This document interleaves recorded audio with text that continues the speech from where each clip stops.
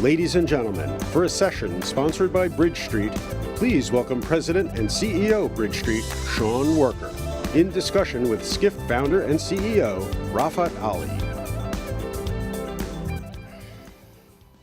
Hey, it's me again.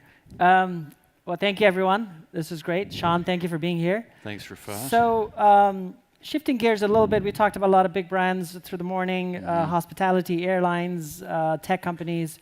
BridgeStreet is a 20-year-old company focused on historically in the corporate hospitality space.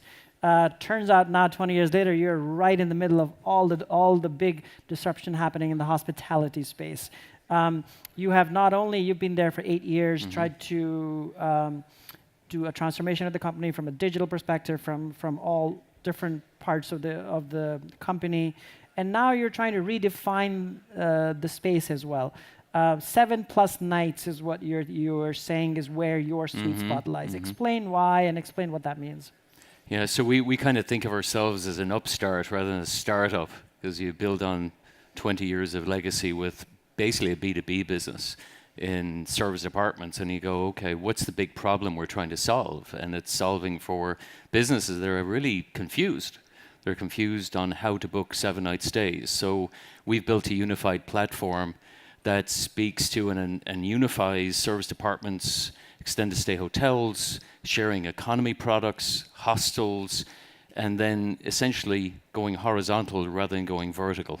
And that gives our Inc. 5,000 clients exactly what they've been asking us to present to them and serve up to them. So in terms of what the difference between, let's say, a more alternative accommodation, one of the well-known brands versus BridgeStreet, your clients are mainly corporate travelers and the different personas that corporate travelers inhibit, right? Right, so from a use case perspective, we certainly serve up for business leisure, so bleisure, an overused term, and then equally solving for their expanded needs that are somewhat Airbnb-led. How do you serve up interesting, valued content and curated experiences in a policy-driven and policy-laden, trust-ridden world and make it really easy for them to book?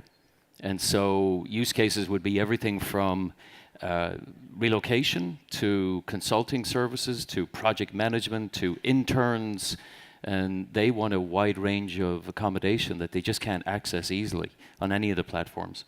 So how much of the usage do you want it to be repeat business versus me, I'm just coming here for some conference or some family occasion, quickly book one time and I'm done? Is that a use case you're thinking as well? Yeah, it's both of that, but our client base, so we're solving from having a high quality demand side with it fairly easy to solve for the supply side. Most of the models out there are supply led. We're demand led. So our customer base built up over 20 years, it's an 88% retention rate. So once they're embedded in us, they stick with us. So it's a very sticky model. So this is now scaling that globally to give them also business leisure opportunities, experiences that they can add on to that in a closed environment that's secure and trusted. And you just, in the digital transformation you did, you went from an asset-heavy model, I'm guessing at some point, to asset-light model. What has that allowed you to do in terms of... So, we have a legacy of being able to service in any location in the world. We're across 1,600 cities.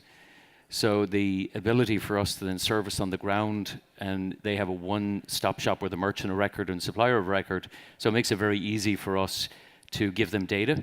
Performance data as well as experiential data, because it's a travel manager booking it, but it's their associate or teammate that's consuming it. And we can give both personas data, and that's what's valuable. And so that's now very, very scalable as we widen the lens to incorporate different layers. So for instance, on the supply layer, we have added thousands of suppliers, and now certainly on the road to millions of room nights that can be consumed easily for 7-night plus. And that's been a big issue out there because it's all been siloed. You have to go to an individual hospitality brand, or you have to go to a sharing economy brand and then jump out of your environment as opposed to being able to consume it all in one location. Are you seeing sort of loosening of the corporate travel policies? Obviously, Airbnb sort of knocked at the door for that in a big way. Uber, in its own way, on the transportation side. Are the corporate travel policies changing? How are you pushing on the boundaries of that? Well, we're so bound into about 12 verticals, so that we really get insight into many of our customers that are well-known names and not far from here. That many of them are early adopters, as you'd expect. And then you get the ones that want to be adopters, but it just doesn't fit in their policy or their transaction stack or in their legal test. So we've solved for that through either background checks and fully integrated background checks into vetted and curated supply. So we only do business with businesses on the demand side and businesses on the supply side. So that gives a unique position for us to deliver high quality supply to a highly curated oriented demand stack. In terms of sort of tech that you're thinking about into integrating build, buy, partner, this is a question I'm asking all people on stage. What are you building? What are you buying? What are you partnering on? Yeah, so we don't see any need to buy. Actually, we're probably interested in some of the enablement technology that a lot of the previous speakers have talked about, because there's a gap from the broad range of accommodation suppliers that either in their sales teams or others don't have a specialty in being able to access hard to get to big name clients. They only, the big name clients and the big name brands only want to access one person to do it all. Right. And they want a frictionless environment, so we've provided that. So now it's finally in this space, there's fit for purpose, there's specialty players, but even many of the major hotel brands who oftentimes have a struggle filling their extended stay hotels with high quality, long stay demand are now working on our platform to access that in a different way. In terms of, and we've talked a lot about personalization today through the whole day, we'll continue to talk about it today. In a corporate environment or BridgeStreet type environment, obviously you already have a lot of data on at least the companies that are part of your business. Are you thinking about personalization beyond obviously the companies themselves? Like what level does the personalization go in and how deep can you go? So we have 20 years of data and probably in this sense of what is quality data is about 7 years old. So we know exactly what the behaviors are in most countries in the world and where the rubs are when you get there.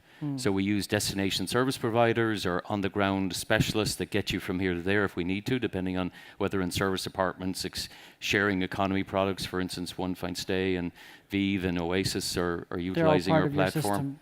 And they all have different needs, but they fulfill that last mile or sometimes the last 5 feet and getting the keys and making sure everything's easy to get to.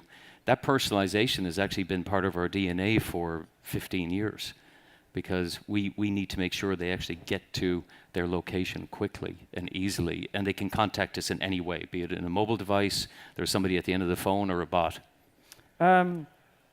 In terms of mobile usage, are you seeing a lot of business travelers using only mobile in their behavior and that's the only thing that they want? If it's not on mobile, it doesn't count. Right. So, if you're not there with a fully operational, everything from air to car to, accommodation, you don't count. And so everybody's on mobile. And if you're not, then you just simply don't count. And how do you skirt around some of the you mentioned some of the policy, which is a loaded word, by the way, that we can unravel. How do you skirt around some of the issues around legality and so the licensing issue and who's legal and who's not, because we only do business with businesses, we don't need to worry about that because they're fully curated. We partnered with LRA by Deloitte to go and actually vet the businesses. And these are the actual properties. These are actually the actual businesses, and then we spot check properties, so they need to be licensed. So anything that's on our platform is compliant with local regulations, and you got to be a good citizen. It's too transparent, and as Mr. O'Donoghue Expedia said, you got to be a good citizen. Yeah. Well, thank you very much. Thank you for your time. It's a pleasure. All right. Thanks.